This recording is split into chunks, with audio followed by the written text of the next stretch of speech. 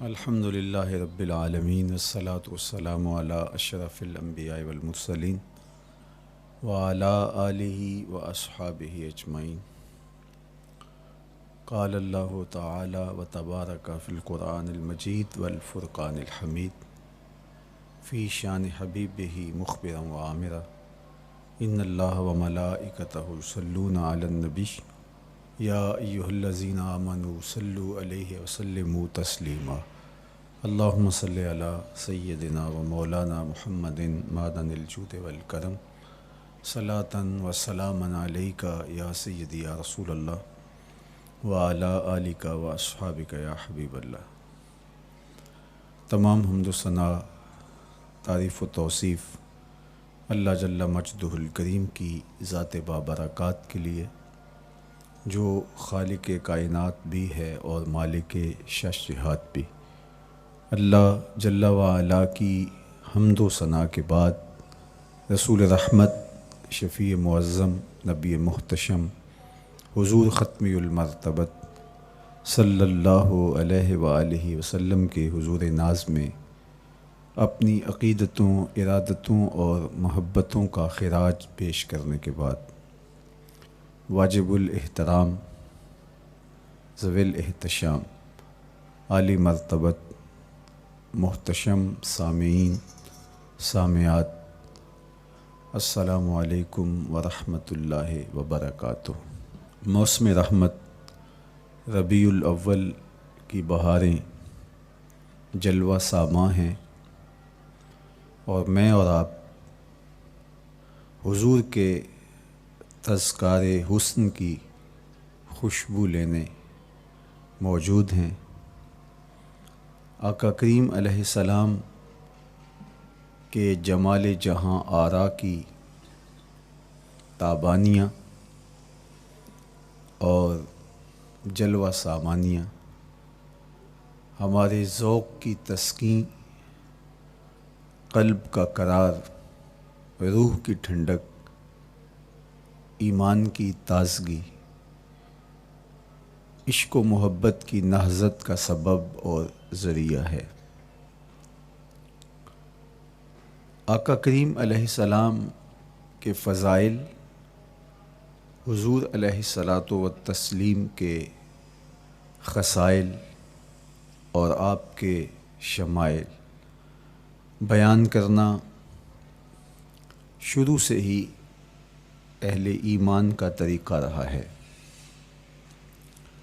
خصائل حضور کی سیرت کے عنوان کو کہا جاتا ہے، فضائل حضور کی عظمت و رفعت حضور کے معجزات کا عنوان ہے، شمائل حضور کے اعضائے نور کا تذکرہ جاں فضا ہے، حضور کے حسن و جمال کی باتیں ہیں۔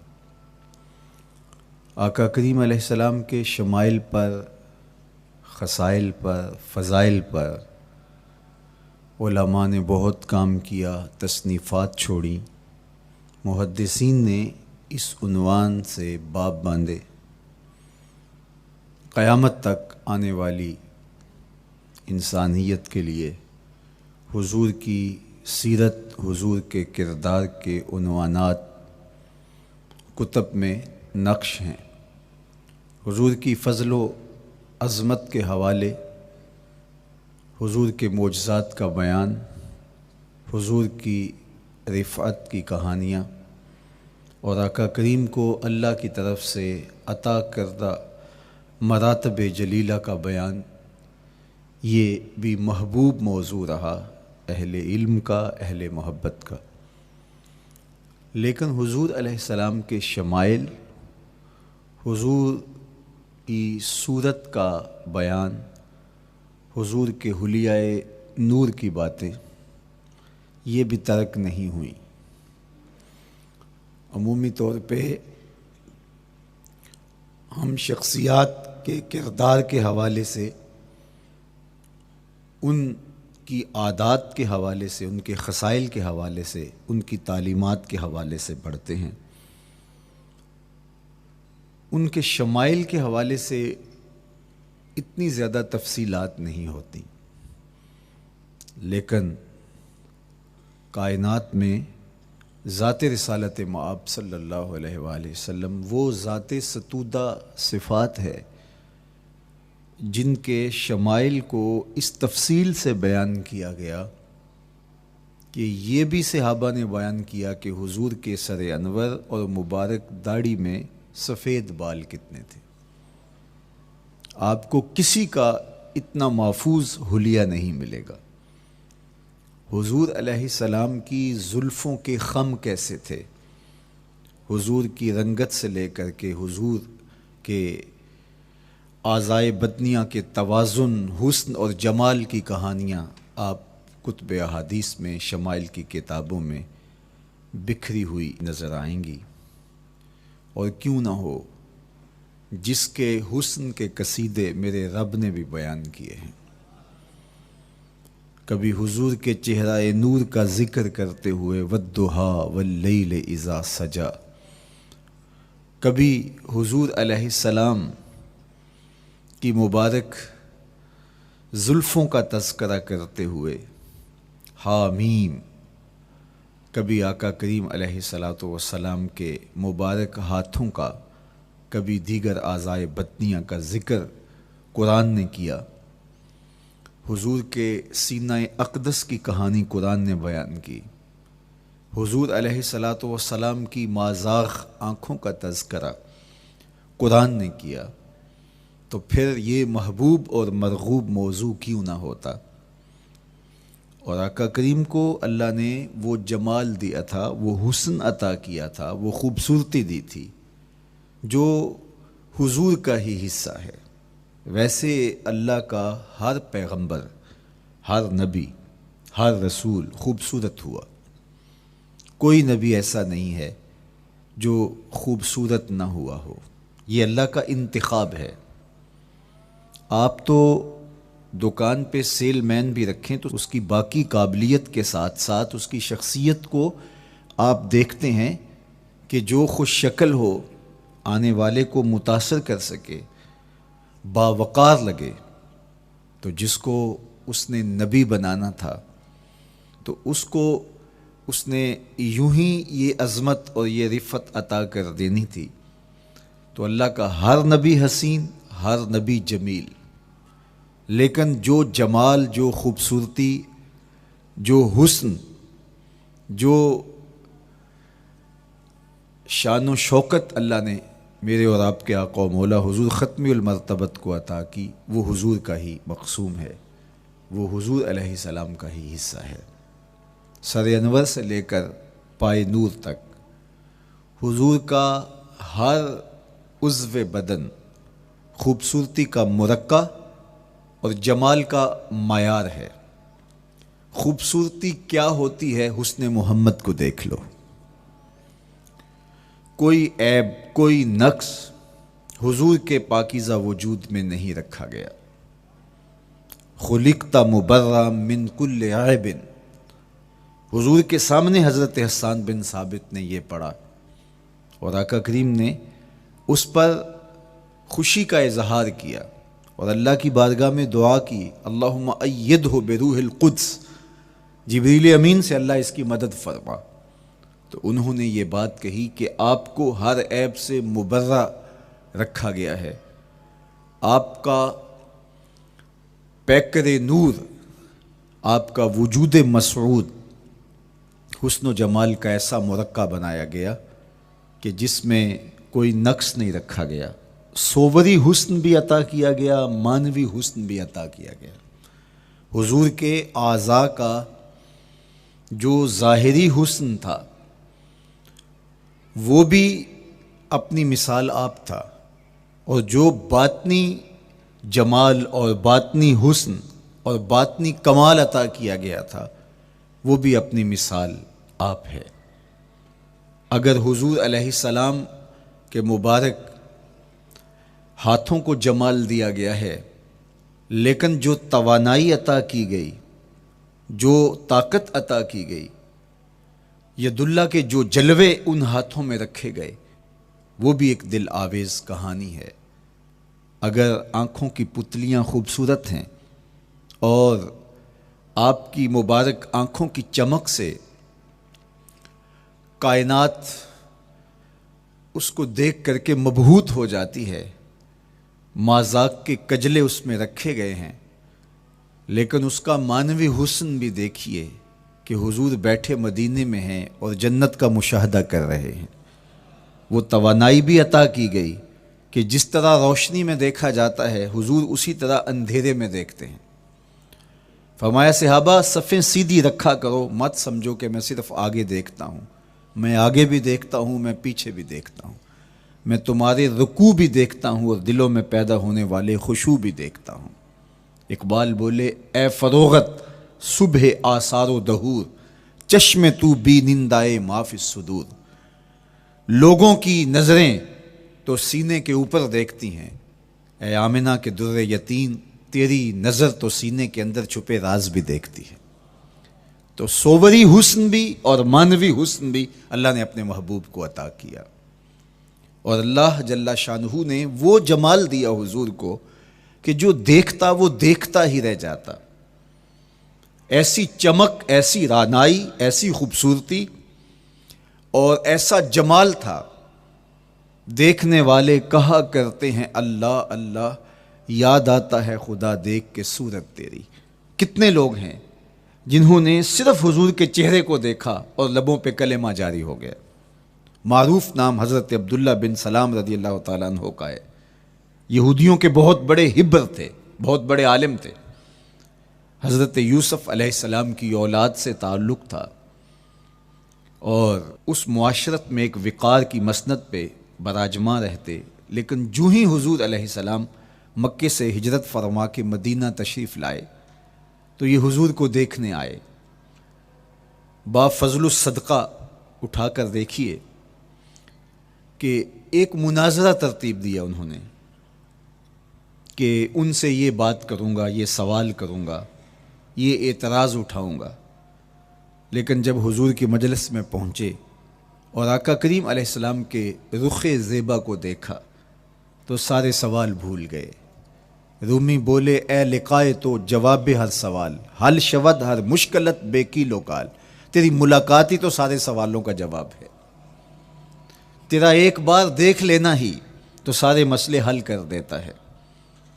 تو سوالات کا ایک ڈھیر اٹھائے لائے تھے، ایک گٹھڑی باندھ کے لائے تھے سر پہ رکھ کے، لیکن جو ہی حضور کو دیکھا تو وہ جو گٹھڑی باندھ کے لائے تھے اس کی گرہیں ڈھیلی ہونے لگی، پھر سوال تتلیوں کی طرح اڑنے لگے، اور حضور کو دیکھا تو کوئی سوال ہی باقی نہ رہا۔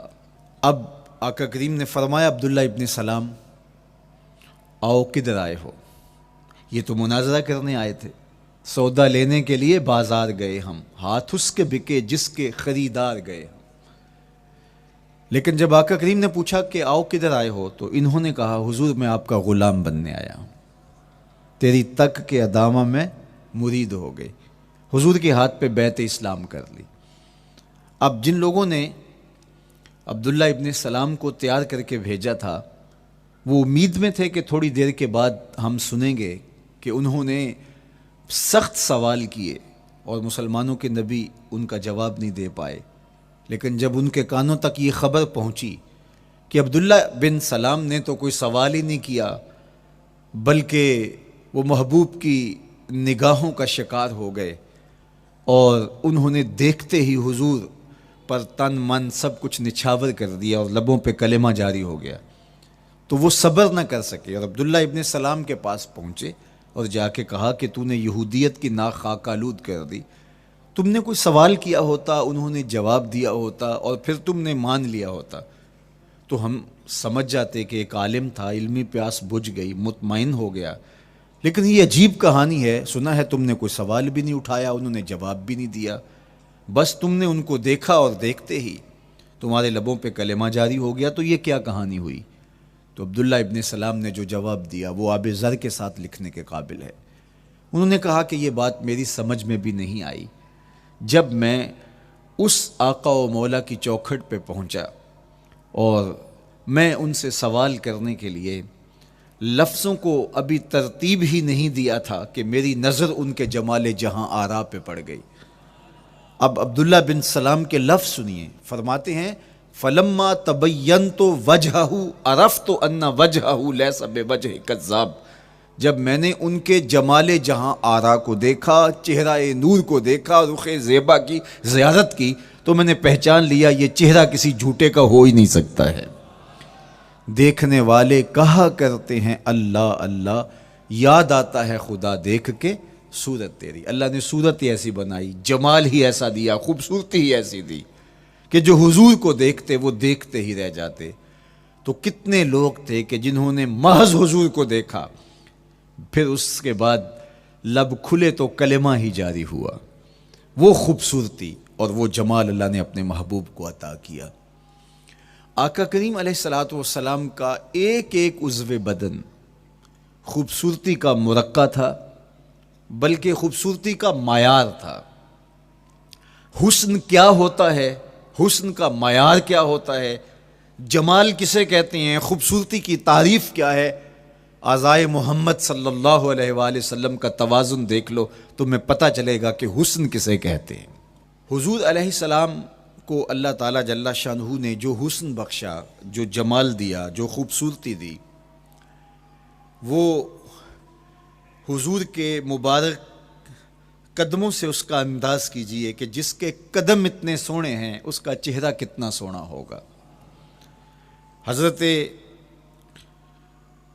عبداللہ بن بریدہ رضی اللہ تعالی عنہ حضور کے مبارک قدموں کا ذکر کرتے ہوئے وصف جمال محمد کی کہانی چھیڑتے ہیں اور فرماتے ہیں کانا رسول اللہ صلی اللہ علیہ وآلہ وسلم احسن البشر قدما، کہتے ہیں کہ کائنات میں جتنے سونے قدم میرے حضور کے تھے کسی کے تھے ہی نہیں۔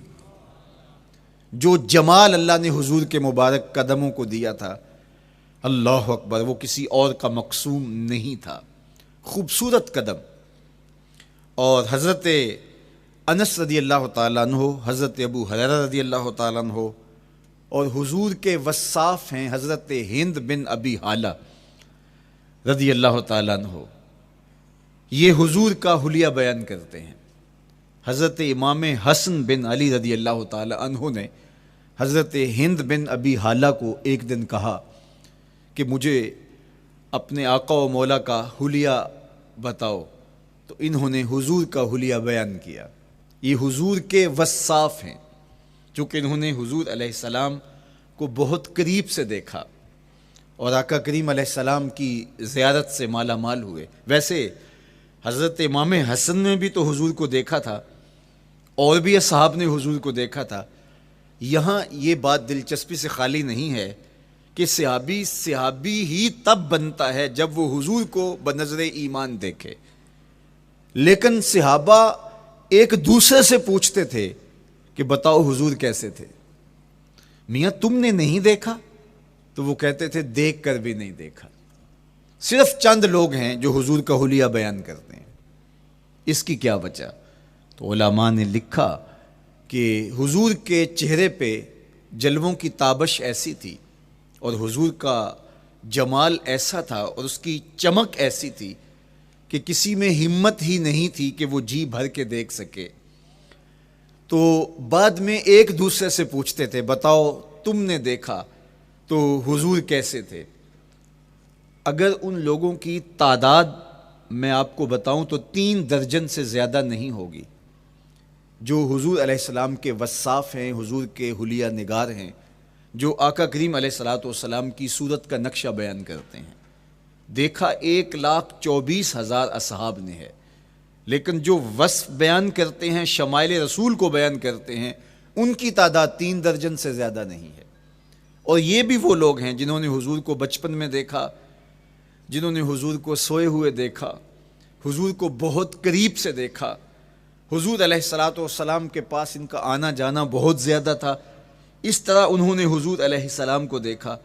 حضرت حسان بن ثابت رضی اللہ تعالی عنہ فرماتے ہیں کہ میں جو حضور کا حلیہ بیان کرتا ہوں تو اس کا سبب یہ ہے کہ میرے پاس حضور کو دیکھنے کا ایک طریقہ آ گیا تھا۔ فلما نظرت الى انوارہ فودعت کفی علی عینی خوفا من ذہاب بصری، کہا کہ جب میں حضور کو دیکھتا تھا تو اپنی آنکھوں پر انگلیاں رکھ کے انگلیوں کی اوٹ سے دیکھتا تھا کہ حضور کے جلووں کی چمک سے میری آنکھوں کی بینائی نہ جاتی رہے۔ یہ کون کہہ رہے ہیں؟ حضرت حسان بن ثابت رضی اللہ تعالیٰ عنہ۔ اور آپ جانتے ہیں حضرت حسان بن ثابت رضی اللہ تعالیٰ عنہ شاعر ہیں، اور شاعر حسن دیکھنے میں بڑا دلیر ہوتا ہے، اور یہ حسن بھی ابھی پوشیدہ ہے، 70,000 بشریت کے پردے ڈالے گئے ہیں۔ اگر یہ حسن بے نقاب ہوتا تو کوئی جلووں کی تاب ہی نہ لا سکتا۔ یہی بہتر ہے کہ وہ پردے میں روح پوش رہے، وہ اگر پردہ اٹھا دے تو کسے ہوش رہے، کس کی ہمت تھی۔ اب چھپا ہوا مستور حسن بھی اگر دیکھتے ہیں تو آنکھوں پہ انگلیاں رکھ کے دیکھتے ہیں، اور بیان کرنے والوں کی تعداد میں نے عرض کی کہ 3 درجنوں سے زائد نہیں ہے۔ تو یہ وہ لوگ ہیں جنہوں نے حضور کو دیکھا۔ اب امام حسن پوچھ رہے ہیں حضرت ہند بن ابی حالہ رضی اللہ تعالی عنہ کو کہ آپ نے حضور کو دیکھا تو مجھے بتائیے میرے نانا کا جمال کیسا تھا۔ تو حضرت ہند بن ابی حالہ نے حضور کا حلیہ بیان کیا۔ تو جب حضور کے قدموں کی کہانی انہوں نے بیان کی تو حضرت ہند بن ابی حالہ نے کہا کان نبیو صلی اللہ علیہ وآلہ وسلم شسن القدمین والکفین، حضور علیہ السلام کے مبارک قدم اور حضور کی ہتھیلیاں پر گوشت تھے۔ یہ حضور علیہ السلام کے مبارک قدموں کا جمال بیان کرتے ہیں۔ اللہ اکبر۔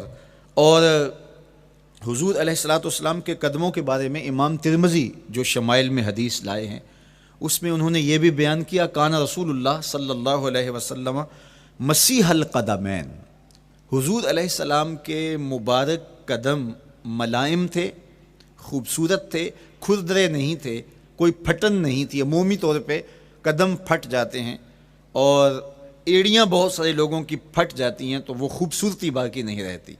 تو وہ کہتے ہیں کہ حضور مسیح القدمین تھے، اور جب آقا کریم علیہ الصلوۃ والسلام کے مبارک قدموں پہ پانی ڈالا جاتا تو وہ ڈھل کے نیچے چلا جاتا۔ یہ تھا حضور کے قدموں کا حسن اور حضور کے قدموں کا جمال۔ اچھا، آقا کریم علیہ السلام کی جو مبارک ایڑیاں تھیں وہ زیادہ پر گوشت نہیں تھیں، ان کے اوپر گوشت زیادہ نہیں چڑھا تھا، اس لیے کہ ایڑیوں کا زیادہ پر گوشت ہونا ایڑیوں کے حسن کو زائل کر دیتا ہے۔ حسن کا مرقع ہی جمال مصطفیٰ ہے، تو اس لیے اللہ نے ایک ایک عضو کو تراش کر کے بنایا ہے، بلکہ پوچھ پوچھ کے بنایا ہے۔ جس طرح حسان بن ثابت رضی اللہ تعالی عنہ کہتے ہیں کأنک قد خلقت کما تشاء، محبوب مجھے تو یوں لگتا ہے جس طرح آپ کے رب نے آپ کو آپ سے پوچھ کے بنایا ہے کہ محبوب بتاؤ کہ میں آپ کے اعضاء کو کیسے توازن اور کیسے حسن اور کیسے جمال دوں۔ تو حضور کی مبارک ایڑیاں یہ پرگوشت نہیں تھیں، باقی حضور کے پاؤں پر گوشت تھے اور کوئی پھٹن نہیں تھی، بالکل نرم گداس اور بالکل جو ہے وہ ملائم تھے، اور جب پانی ڈالا جاتا تو پانی ڈھل کے نیچے 1 سیکنڈ میں آ جاتا۔ یہ اللہ نے محبوب کو حسن دیا۔ حضرت ہند بن ابی حالہ نے کہا کہ حضور کے مبارک تلوے جو تھے وہ درمیان سے اٹھے ہوئے تھے، ایڑیوں سے لے کر کے انگلیوں تک یہ تلوہ کہلاتا ہے، جو اس کا نچلا حصہ جو زمین سے مس کرتا ہے، اور اس میں جو درمیان والا حصہ ہے یہ اٹھا ہوا ہو اور بالکل پاؤں سیدھا نہ ہو تو یہ پاؤں کا حسن ہے۔ پاؤں کا بالکل سیدھا ہو جانا یہ پاؤں کے حسن کو زائل کر دیتا ہے۔ اس میں تھوڑا سا خم ہو، جب چلے تو انگلیاں اور پنجے کا جو ہے وہ آگے والا حصہ زمین پہ لگے اور ایڑی لگے، اور درمیان والا حصہ زمین پہ نہ لگے، تو یہ حسن ہوتا ہے کسی کے پاؤں کے تلوے کا۔ اللہ نے محبوب کے مبارک قدم کی پشت کو بھی حسن دیا، حضور کے تلووں کو بھی حسن دیا، حضور کی ایڑیوں کو بھی حسن دیا۔ سائل الاطراف، حضور کی مبارک انگلیاں قدرے لامبی تھی، اور یہ حسن ہوتا ہے۔ انگلیاں چھوٹی ہوں، ان کا قد پست ہو تو پاؤں کی خوبصورتی دکھائی نہیں دیتی، لیکن اللہ نے اپنے محبوب کی انگلیوں کو بھی ایک لمبائی عطا کر کے اس کو بھی ایسا جمال دیا تھا یار جو پاؤں کو دیکھتا رہے وہ پاؤں کو ہی دیکھتا رہ جائے۔ اللہ اکبر۔ اچھا، بعض احادیث میں آتا ہے کہ حضور علیہ السلام کے مبارک تلوے جو ہیں لیسا لہا اخمس، یہ لفظ ہیں کہ وہ اخمس نہیں تھے، یعنی وہ درمیان سے اٹھے ہوئے نہیں تھے، تو اس کا کیا مطلب ہے؟ یہ حضرت ابو ہریرہ رضی اللہ تعالیٰ عنہ سے جو مروی روایت ہے اس میں یہ ہے لیس لہا اخمس، اور حضرت ہند بن ابی حالہ سے جو حضور کے مبارک تلووں کا حسن بیان کیا گیا ہے، تو اس میں یہ بیان کیا گیا ہے کہ حضور علیہ الصلوۃ والسلام کا مبارک قدموں کا تلووں کا حسن یہ تھا کہ وہ درمیان سے تھوڑے سے اٹھے ہوئے تھے، اور یہ خوبصورت پاؤں کا جمال ہوتا ہے۔ تو ان دو چیزوں میں علماء نے تطبیق کی ہے۔ اللہ ان علماء کی قبروں پر رحمت نازل کرے جو حضور کے حسن پہ، حضور کے جمال پہ گفتگو کرتے رہے، اور ایک ایک عضو پر انہوں نے کئی کئی صفحات لکھے اور کتابیں انہوں نے تحریر کی حضور کے جمال پر۔ اب حضرت ہند بن ابی حالہ رضی اللہ تعالی عنہ، انہوں نے تو حضور کو گھر میں دیکھا تھا، یہ حضرت خدیجۃ الکبریٰ رضی اللہ تعالی عنہا کے فرزند تھے ابو حالہ سے۔ اب انہوں نے تو دیکھا، اب حضور لیٹے ہیں تو انہوں نے حضور کے پاؤں کو دیکھا کہ درمیان میں ہلکا سا خم ہے اور یہ پاؤں کا جمال ہے۔ اب حضرت ابو ہریرہ رضی اللہ تعالی عنہ نے جو حضور کے پاؤں کو دیکھا تو یہ اندرون خانہ کا دیکھنا نہیں تھا، تو انہوں نے کیسے دیکھا؟ تو حضرت ابو ہریرہ سے مروی ایک روایت سے سمجھ آتی ہے کہ انہوں نے جو کہا کہ لیس لہا اخمس، کہ ان کے مبارک تلوے درمیان سے اٹھے ہوئے نہیں تھے بلکہ بالکل برابر تھے، تو اس کا کیا مطلب ہے؟ تو حضرت ابو ہریرہ سے ایک روایت مروی ہے، وہ فرماتے ہیں کہ جب حضور علیہ السلام کسی چٹان کے اوپر چلتے تو حضور علیہ الصلوۃ والسلام کا وہاں قدم پڑتا تو وہ اس چٹان کے اندر حضور کا قدم گھس جاتا، وہ موم کی طرح چٹان نرم ہو جاتی۔ اس طرح زمین پر بھی حضور چلتے تو مبارک پاؤں کا جو نشان قدم ہے وہ پورا دکھائی دیتا۔ تو حضرت ابو ہریرہ رضی اللہ تعالیٰ عنہ اس سے یہ سمجھے کہ حضور کے تلوے جو ہیں وہ برابر ہیں۔ تو علماء نے اس پر گفتگو کی ہے۔ ایک تو حضور جب چلتے تھے تو آقا کریم پورے زور سے قدم زمین پہ رکھتے تھے اور اس وقار سے چلتے تھے کہ جس طرح حضور اونچائی سے نیچے کی طرف اتر رہے ہوں، تو جب پاؤں کو جما کر کے زور سے رکھا جائے تو پھر جو ہے وہ نشان نیچے پڑتا ہے۔ یا اللہ اپنے محبوب کے لیے زمین کو اور پتھروں کو بھی نرم کر دیا تو پھر حضور کے تلووں کا نقش بھی زمین کے اوپر جو ہے وہ حویدہ ہو جاتا۔ سلطان قاتبائی نے ایک ایسا ہی پتھر جس کے بارے میں شنید تھی کہ اس پر حضور کے قدموں کا نقش موجود ہے، تو انہوں نے 20,000 دینار کے اندر وہ خریدا، اور انہوں نے یہ کہا کہ جب میں فوت ہو جاؤں تو حضور کے قدموں کے نشان والا پتھر میری قبر کے سرہانے بطور کتبہ لگایا جائے۔ علامہ شہاب الدین خفاجی علیہ رحمہ لکھتے ہیں ہوا موجود الی الآن، وہ اپنے دور میں کہانی بیان کرتے ہیں وہ آج بھی سلطان قاتبائی کی قبر کے سرہانے وہ پتھر نصب ہے جہاں حضور کے قدموں کے نشان موجود ہیں۔ اللہ اکبر۔